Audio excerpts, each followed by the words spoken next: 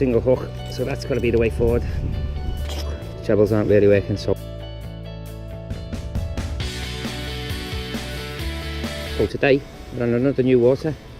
All three of us, me, the two boys, we're all on the shads, and this is our first cast.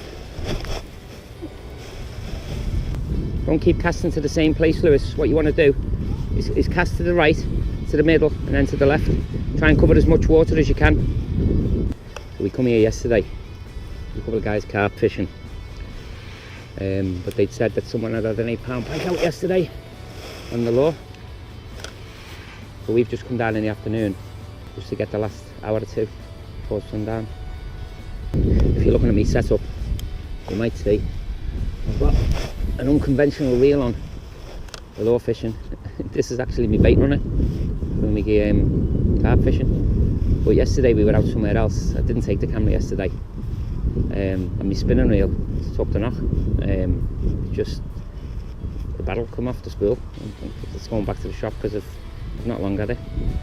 Just keep your lure moving, Lewis.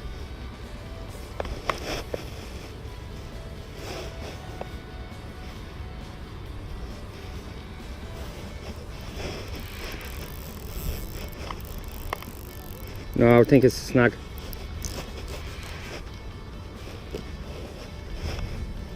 What's the matter? You're in the tree, yeah? Walk over nearer to the tree and just yank it see if you can get it off. Obviously kids lure fishing, I mean, you get snagged anyway, don't you? And there's no easy way to teach them. You've just got to get them out doing it. It's the only way. That's it, well done, trial and error. Listen, try different ways of reeling in as well. So you might want to do it fast and then slow and then move your rod.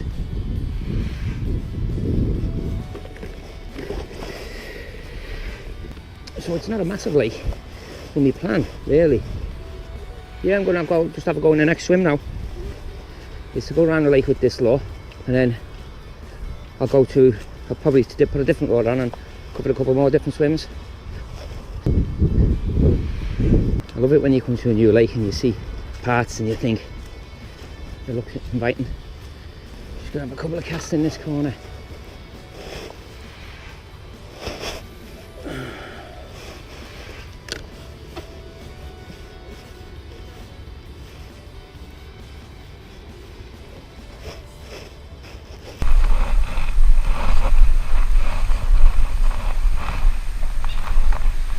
Some weed or something there, I think. I should have had a look first.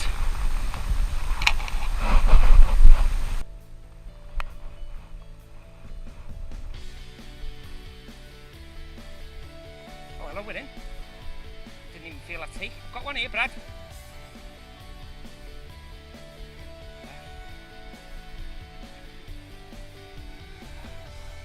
I didn't feel that tea. I thought it was weird. When's in it?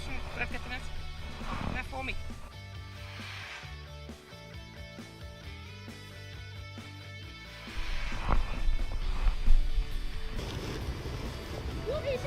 Pike. I just hold it there, Brad. Let it rest in the water like that, yeah?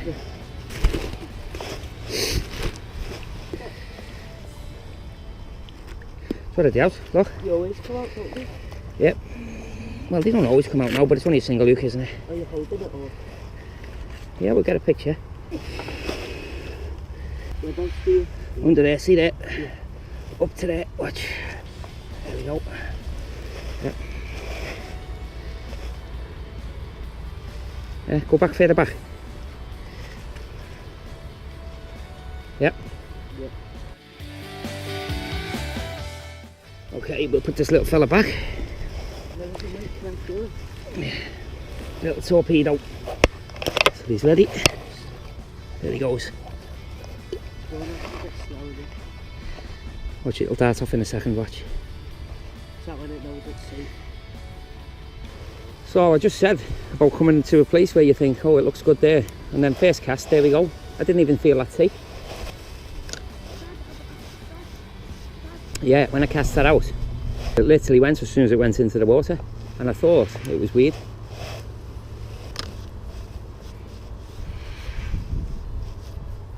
So with the boys, and this is well, we went out yesterday to a lake. We never took the camera, just to really get them used to casting with lures, and when no one was around really. And then this is the first proper time they've been on the lake where they can put it into practice what they've learned. But you know, when they're this age, you've just got to do it. You've just got to try. They've got to get used to. They don't know what it's like to. They're asking me how will they know when they've got a fish? And obviously, sometimes sometimes you feel the take and you know straight away. But other times, you know, it's not straightforward, and it's just got to be trial and error for them. They've just got to get used to casting out, feeling snags. So I've just moved to another swim, a bit further down the lake. Lewis is down there, Brad's moving around. Let's give it a cast here.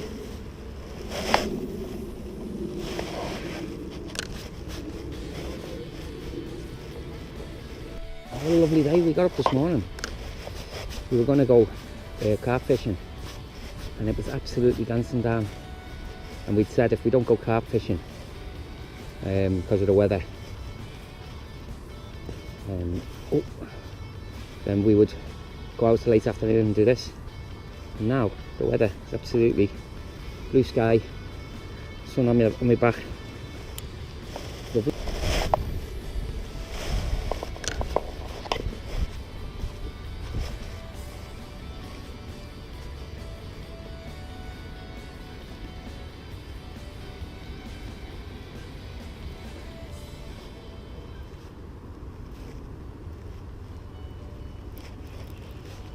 Oh,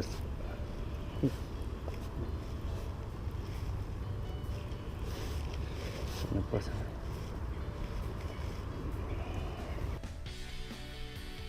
I will say, it's not easy. It's not easy lure fishing with a bait on it. It just doesn't have the feel. But it's a massive question of, did I want to come out fishing or not? No, the other one was bigger the other day. That was only a little jack, that one. The good old Rapala. That's what we're going to put on. No, it's in the weed this time. It's the treble hooks. The treble hooks are catching in the weed, whereas, yeah, with the jerk baits, the jellies, single hook. So that's got to be the way forward. Obviously a lot of weed in this lake. I've cast out now with the Rapala, and it's these trebles here. Well, I mean the big trebles as well. That's why it's so famous for catching so many good pike. But in this water, with this amount of weed, these are just not going to allow me to fish. So lure fishing, as you know, it's about adaptability. So this needs to go, and we need to go back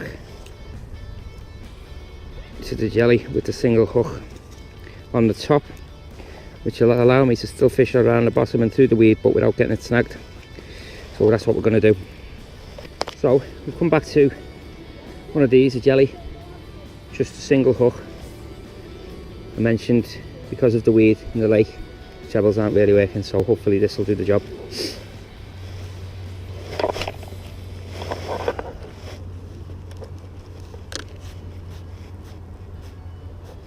Straight away, I know that's moving through the water better because we're not hitting the weed with the trebles.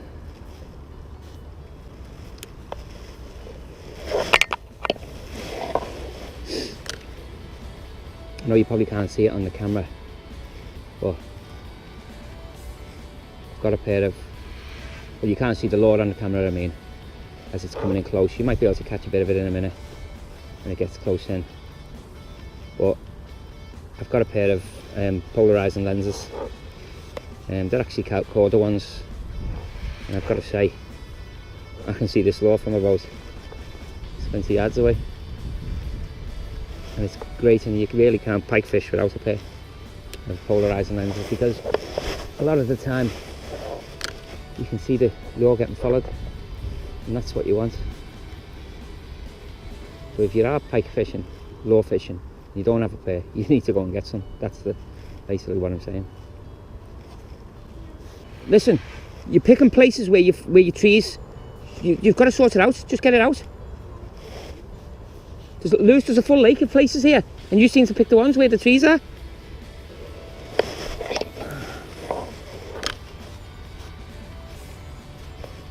He's caught in the tree.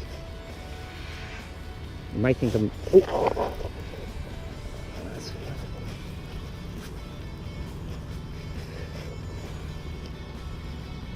You might think I'm being a bit ruthless, but they're the things that you've got to learn. You know, where to stand. Don't try and cast in the middle of a set of bushes.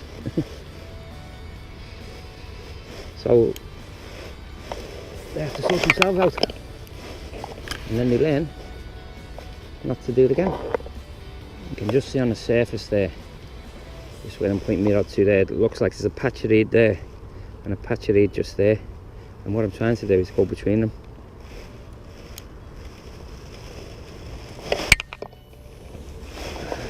And that's...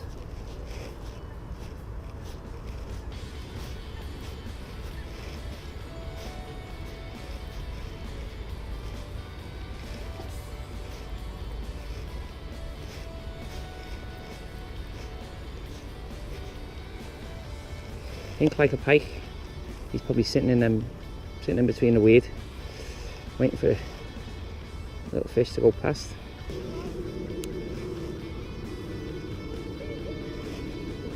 Okay, Brad, wait till I get over. So Brad's got one over there. Okay, I'm coming over.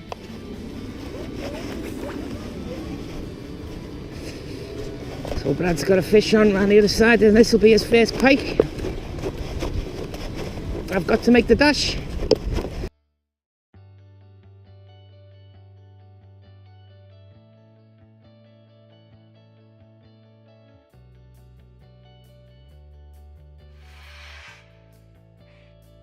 Where is it?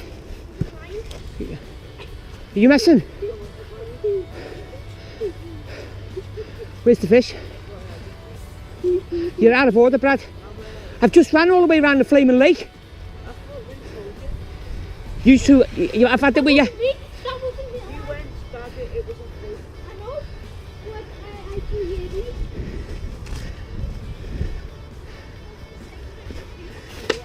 you. We're using these with the single hooks because there's a lot of weed in the lake, and with the trebles, if you put one of those solid bodies on, we're going to catch you'll be catching the weed. I've just tried it, so this is why we're on the jellies, yeah. So back around the other side of the lake, there's no weed. One thing about lure fishing, you do cover a lot of ground. It's probably a more healthy way of fishing than sitting in your chair, because you'll put the steps in and you'll definitely do some calories, which is good. And the other thing, you always learn something about a new water or ways to fish. You have a new experience every time. Something will happen that hasn't happened on the last one, and that's what makes it so exciting. I think when we were all on this side of the lake earlier, we were all looking at the other side of the lake and thinking, oh, I wonder what it's like over there. And that's why the kids shot round there, too keen to look at what's so far instead of looking at what's right in front of your nose. And that's what I've just learned today about the kids. So we know the other side of the lake is no good. Too much weed. Be alright for dead baiting. You could plonk your dead bait on the edge of the weed bed. But we're lure fishing, and we've got to present the lure well. You can't do that when it's covered in weed. So we need to try and fish the channels between it. So the secret to this type of fishing is to just put as much action into the lure as you possibly can with the reel speed, little movements with the rod, which is hard to do with a bait runner on. It's the movements of the rod tip that's pulling it. The way these jigs work, if you look at that, it's weighted at the front end, so the nose is going to fall down to the bottom. The nose will fall down to the bottom like that, and as your rod pulls it up, that's going to pull the fish up in the water, and you're going to create that sort of movement. And that's to mimic a dying fish, hopefully. And you'd be surprised how many times you get a take on the drop, which is where you've just jerked it up, and as it's falling back down, that's when the pike hit.